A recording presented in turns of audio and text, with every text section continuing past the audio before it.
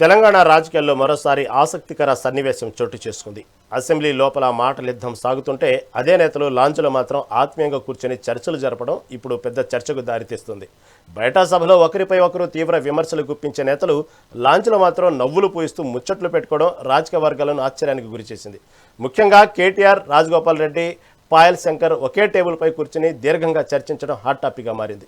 ఇది సాధారణ భోజన సమయం కాదు, ఒకటి కాదు, రెండు కాదు, దాదాపు 2 గంటల పాటు సాగిన ఈ లంచ్ మీటింగు వెనుక భారీ రాజకీయ అజెండా ఉందనే అనుమానాలు వ్యక్తమవుతున్నాయి. అక్కడ చర్చలు వంటకాల రుచుల గురించి కాకుండా రాష్ట్ర రాజకీయాల భవిష్యత్తు గురించే జరిగాయన్న సంకేతాలు కనిపిస్తున్నాయి.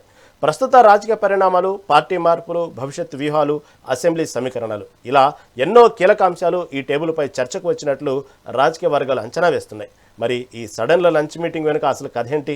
ఎలాంటి రాజకీయ సమీకరణాలకు ఇది సంకేతం? ఈ చర్చల తర్వాత తెలంగాణ రాజకీయాల్లో ఏ బాంబు పేలబోతుంది?